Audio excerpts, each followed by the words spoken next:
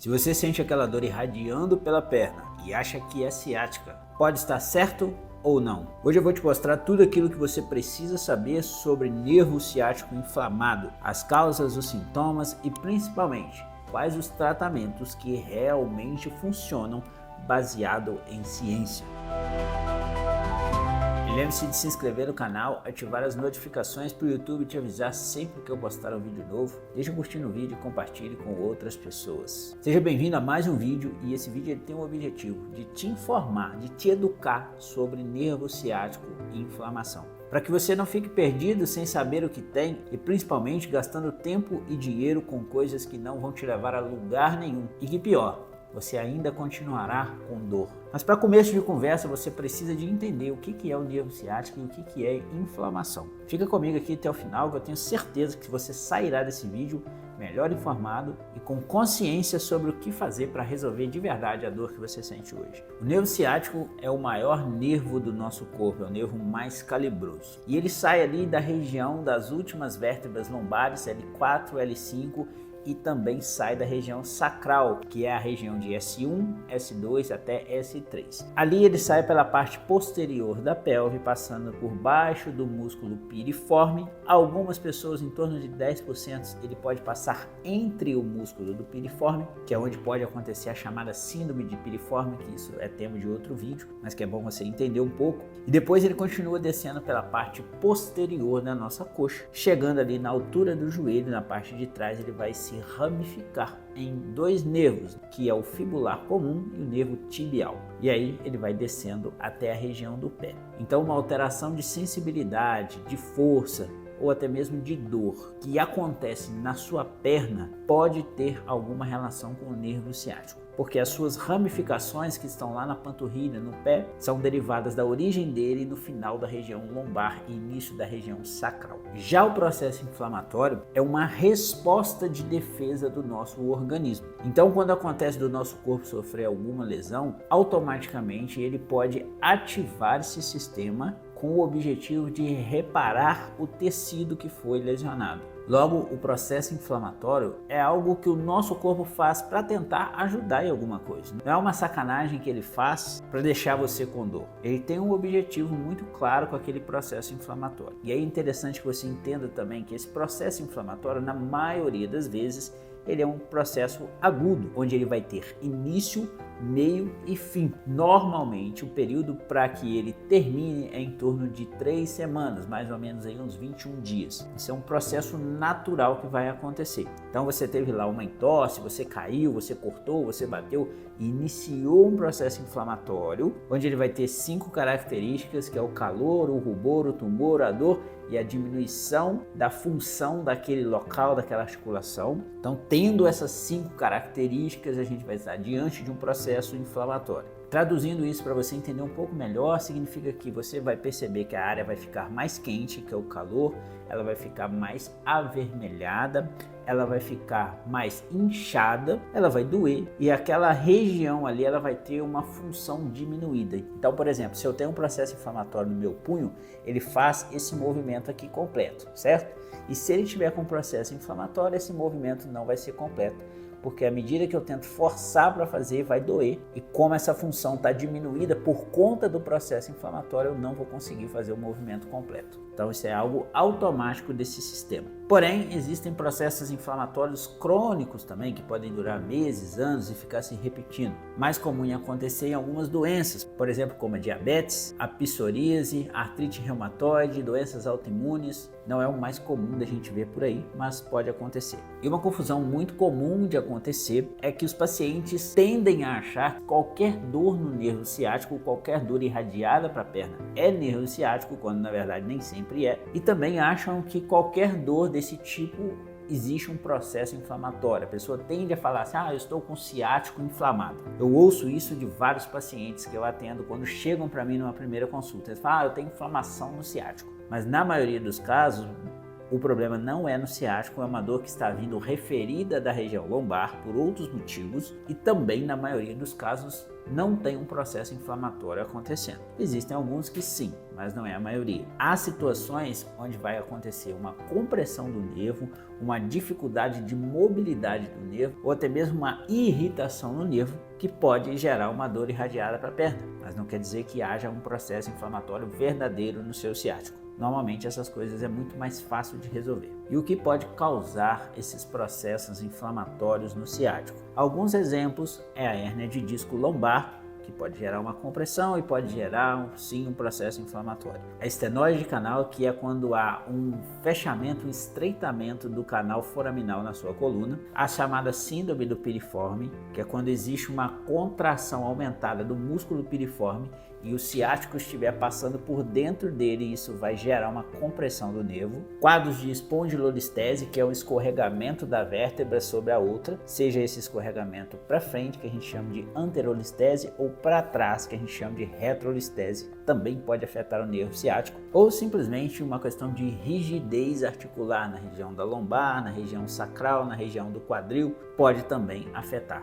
E quais são os sintomas reais da dor ciática verdadeira, desse processo inflamatório que pode acontecer? Existem algumas características que demonstram que a pessoa sim tem um problema real no nervo ciático. E quais são essas características? Uma dor irradiada para a perna, principalmente do joelho para baixo. Então a pessoa relata sentir que a dor sai lá de cima e ela vai do joelho para baixo. Porém, existe uma segunda característica muito importante, que a pessoa relata que a dor na região da panturrilha, ou seja, na região da perna, ela é mais forte do que a dor na lombar. Muitas vezes a pessoa nem sente dor na lombar, ela sente dor no glúteo, mas um pouco mais fraca do que a dor da perna. A dor na perna sempre é pior no caso da ciática verdadeira. Uma terceira característica são os testes de tensão neural que dão positivos. Então a gente tem como exemplo o teste de Laser, que é o teste de elevação da perna reta, e o teste de Slump. São dois movimentos que no paciente com uma dor ciática, um processo inflamatório verdadeiro do nervo ciático, vão necessariamente dar positivo. E além disso, a pessoa vai relatar alguns déficits neurológicos, alteração de sensibilidade como dormência, formigamento, sensação de fraqueza na perna, alteração de reflexos, são coisas aí comuns de acontecer nos pacientes com o nervo ciático inflamado. E como que é feito o diagnóstico? Basicamente, a gente precisa de um exame clínico bem feito. Muitas pessoas acham que ela precisa de fazer um exame de ressonância magnética para saber o problema que ela tem ali, se de fato é nervo ciático, se não é, mas isso não é verdade. A verdade é que se um bom profissional souber avaliar o paciente, pedir a ele para executar os movimentos, executar os testes, escutar a história do paciente, verificar os sinais e sintomas que o paciente está trazendo, apenas com essas informações a gente consegue identificar se o problema é de fato uma ciática verdadeira ou simplesmente uma dor referida ou alguma outra possível coisa. É importante vocês lembrarem que a ressonância magnética ela deve ser feita apenas em algumas situações específicas. Não ache que você fazer o exame de ressonância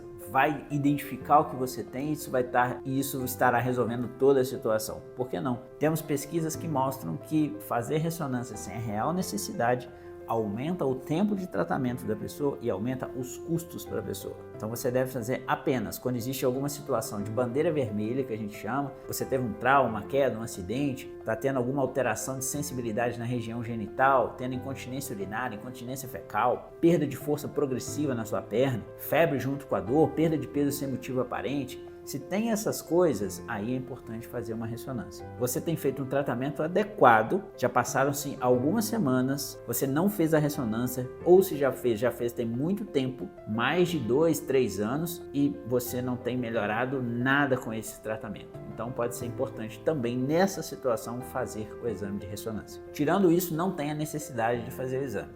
Você pode receber uma informação mal interpretada dos dados da ressonância, pode aumentar os seus gastos e o seu tempo de tratamento. E o que eu acabei não falando também é que se você não tem aquelas características que eu falei sobre um nervo ciático inflamado, então o seu problema provavelmente é outra coisa que parece ser nervo ciático, mas não é. Na maioria das vezes é uma dor referida da coluna lombar. Agora vamos para os tratamentos, o que funciona e o que não funciona. Primeiro deixa eu te falar o que não funciona se você tem uma dor ciática verdadeira. Número 1. Se encher de remédios aleatórios que não foram prescritos por um médico especialista em dor. Se você simplesmente está tomando um remédio porque o seu vizinho falou que é bom, sua tia falou que é bom, seu amigo falou que é bom, ou você foi na farmácia e o farmacêutico falou para tomar aquele ali, e você já vem tomando, no começo até melhorava às vezes, mas agora não melhora mais, não vai adiantar você ficar buscando remédios. Você está perdendo seu tempo e trazendo um monte de efeito colateral para o seu organismo, para o seu estômago, para os seus rins, para o seu fígado. Muitas vezes, dependendo do remédio que você está tomando, esses efeitos colaterais podem ser fortes para algumas pessoas, para outras um pouco mais fracos, mas eles sempre vão existir. Então eu não recomendo que você fique tomando remédio por conta própria. E algumas pessoas talvez vão me dizer assim: ah, Felipe, mas eu fui no médico, o meu primo ele é médico, ele falou para eu tomar esse remédio X aqui que eu estou tomando, mas não está resolvendo. Dá no mesmo. Você precisa de uma medicação prescrita por um médico especialista. Não é porque a pessoa é médica que ela sabe lidar com esse tipo de problema. Os problemas de dores, principalmente dor na coluna, dor ciática, a maioria dos médicos que não tem essa especialidade, eles não vão saber lidar com isso. Eles vão te passar um remédio aleatório como eles iriam passar para uma pessoa com outro tipo de dor. Mas essas dores relacionadas a nervo, relacionadas a problemas de coluna, na maioria das vezes, principalmente se for crônica, até mesmo os médicos mais especialistas, em muitos casos, podem ter alguma dificuldade em acertar de cara numa medicação. Então, não recomendo que você fique tomando aí remédios por conta própria. Segunda coisa que não funciona é ficar de repouso. As pessoas recebem essa informação ou simplesmente elas acham que elas precisam de ficar de repouso, porque às vezes quando elas ficam de repouso elas se sentem um pouco melhor. Quando elas tentam fazer alguma coisa, a dor aumenta. Porém, quanto mais você fica de repouso, mais difícil é para essa dor ir embora. É importante que você se movimente na medida do possível. É lógico, se você está num processo, num momento de crise, não adianta você querer ir para uma musculação, para um crossfit, não é a hora disso, mas você precisa de fazer aquilo que você consegue fazer e não cada vez mais trazer limitação para o seu corpo ficando apenas de repouso. Uma outra coisa que não funciona é o uso de cintas e coletes, já vi isso muito acontecer por aí. As pessoas usando cintas na região lombar, achando que aquilo ali está protegendo a coluna e que isso vai ajudar no tratamento. Quando, na verdade, temos diversas pesquisas que mostram que o uso de cintas não favorecem para tratamento de dor na coluna ou dor ciática. Na verdade, não deveria ser incentivado o uso dessas coisas. E uma outra coisa que é muito comum dos pacientes tentarem fazer para melhorar uma dor ciática é fazer a fisioterapia convencional, aquela normalmente do plano de saúde ou do Sistema Único de Saúde, chamado SUS, onde você chega, você deita numa maca, o profissional vai lá, coloca alguns aparelhos em você, talvez o choquinho, talvez o infravermelho, e você fica ali alguns minutos com aquele aparelho. Em algumas situações o profissional vai lá, faz algum alongamento, mobiliza você um pouco e você vai embora para casa. Daqui 2, 3 dias você volta ou você vai lá todos os dias e faz a mesma coisa. Isso não vai adiantar para você tratar de verdade uma dor ciática. Técnicas também como massagens, ventosoterapia, microfisioterapia, kinesiotape, esquece essas coisas. Isso não é tratamento validado para dor ciática. Você só está perdendo o seu tempo e muitas vezes o seu dinheiro também. E aí a pergunta agora que você vai me fazer, mas Felipe, o que funciona então? O que a gente tem comprovado que funciona para o tratamento de dor ciática? Hoje, agora, em 2025, quais são as últimas evidências que a gente tem sobre isso? Número 1, educação em dor. Então, eu educar o meu paciente sobre o problema dele de forma correta, baseado na atual neurociência da dor. Isso é algo que vai ajudar o paciente a melhorar. Então a informação que o profissional de saúde te passa é algo que de fato pode te ajudar ou te atrapalhar. Logo, você deve escolher muito bem o profissional que você vai. Segunda coisa é exercícios. E exercícios de forma geral costumam ser bons, mas dependendo da situação da pessoa, ela vai precisar naquele momento de algo mais específico para ela. Então a gente incentiva sempre você buscar um fisioterapeuta especialista em coluna, especialista em dor musculoesquelética, para saber te conduzir num programa de exercício adequado e não simplesmente sair fazendo exercícios aleatórios que você vê no YouTube, no Instagram. Esse costuma não ser o melhor caminho, mas você estando com um profissional que estuda isso, ele vai saber te direcionar.